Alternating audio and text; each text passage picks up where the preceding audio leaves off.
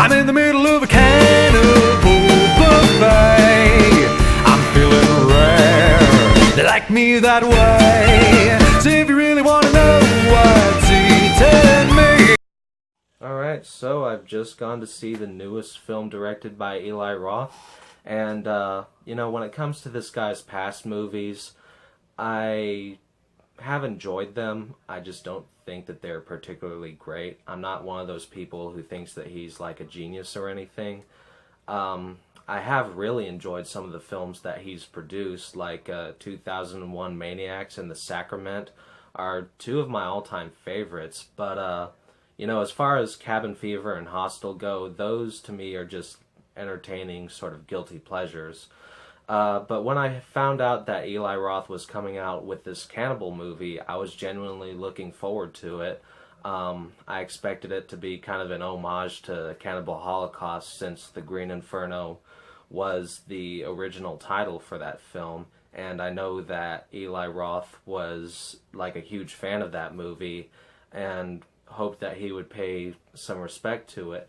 And you know, this is the first time, I believe, since I've started this channel at least, that I've gone to a movie at the theater without any previous memory of what other people had said about it. There were a couple of reviews that were posted a while back by, like, Caldwell13 and someone else. I think this movie was playing at, like, a small festival or something, but it's been so long that I can't even remember anything that they said about the film. I just remember the title and the director. And, ooh, Eli Roth has a cannibal movie. Let's go see it. So, I came out of this being able to form my own opinion about the film. And it's not a particularly good one.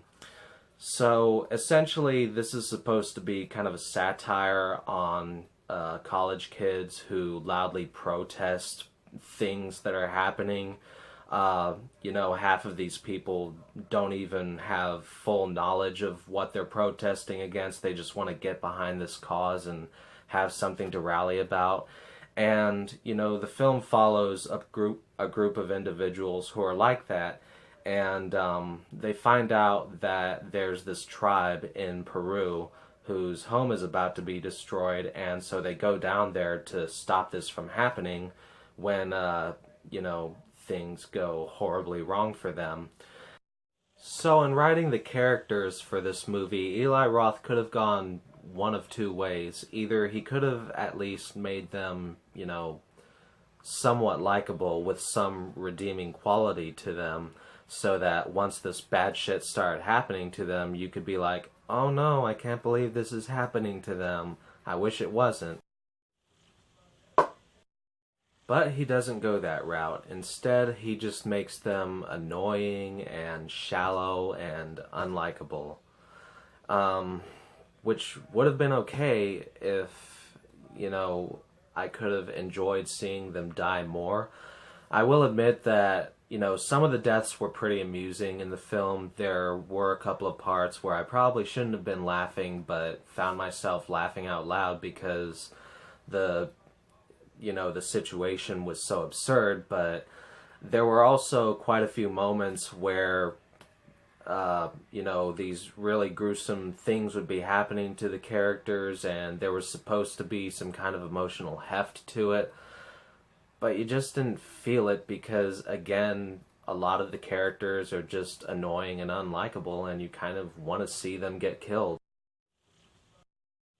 Overall, it just felt like the film had an uneven tone going for it. Like it would try to be, you know, really funny for the most part, and then suddenly we're being dramatic now.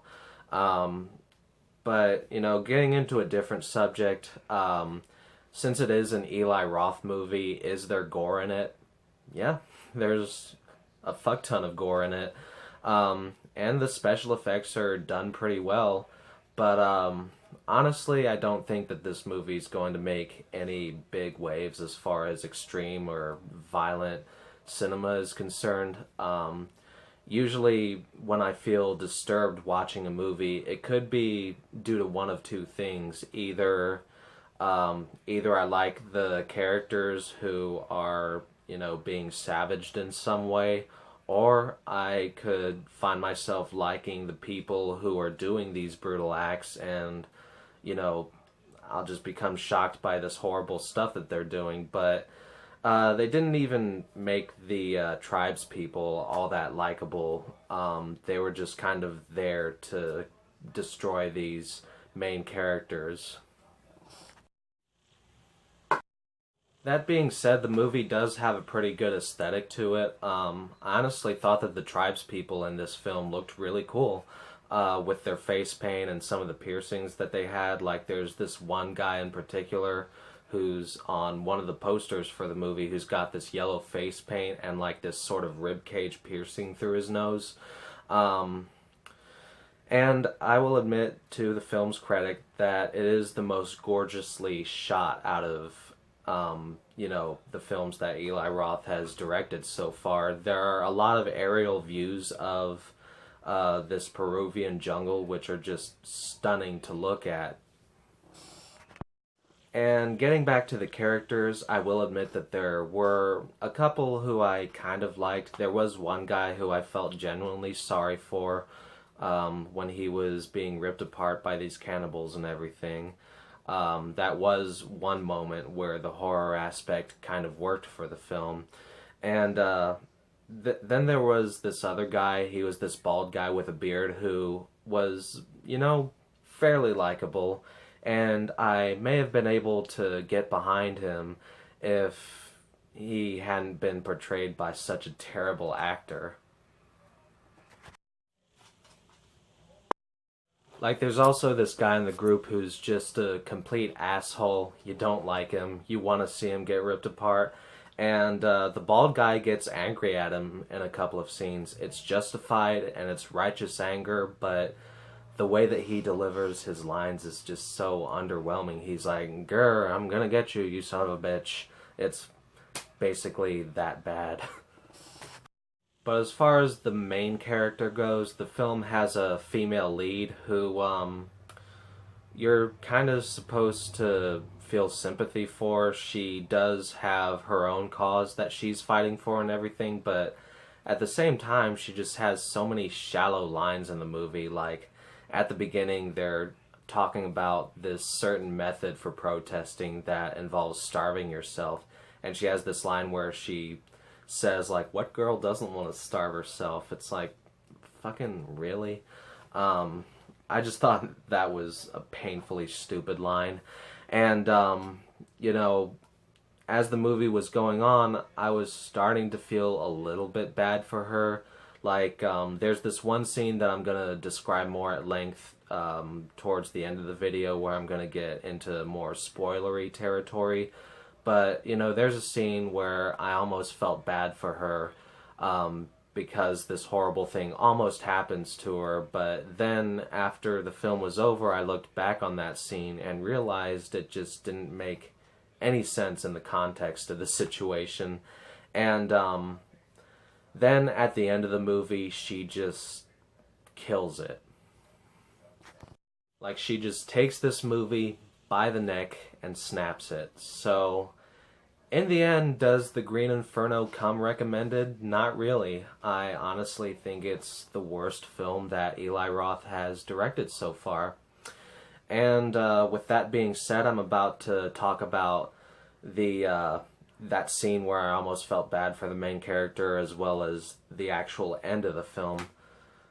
I'm gonna need something for this.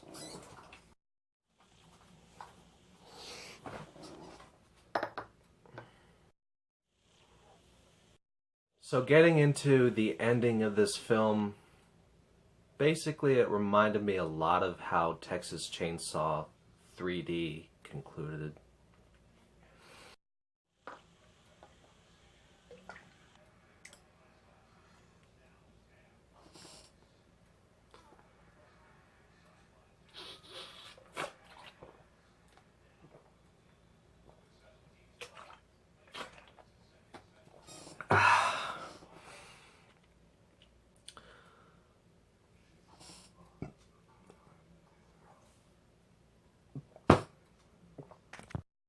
And yes, this does mean that I will be spoiling the end of Texas Chainsaw 3D as well, but if you want to know my final thoughts on that movie, don't watch it.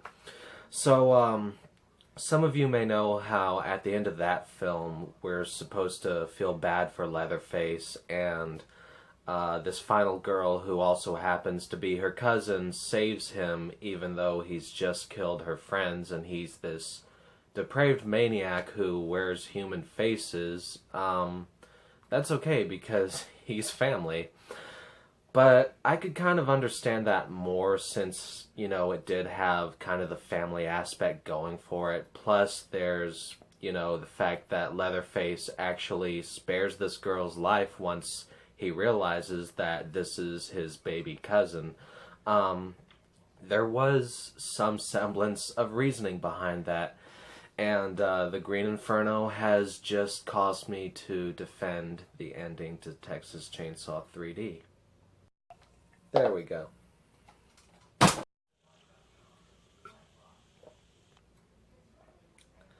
So at the end of the Green Inferno, the main girl ends up escaping the tribe because there's this little boy who lets her out of her cage, and he's the only one who takes any pity on her. After he lets her out, the rest of the tribe's people start coming after him because, hey, you just let our food get away. That would be like if you were on a farm and you tried to release a chicken or a pig, basically. And I know that it's a human being, but that's not how these tribes people are going to see it. But then she starts to take pity on them when she sees this militia group who are working for the oil company, which is trying to tear down this piece of forest in which the tribe lives in. She sees them, gunning down some of the tribe's people. And suddenly it's like, oh no, they're people too. They're being killed.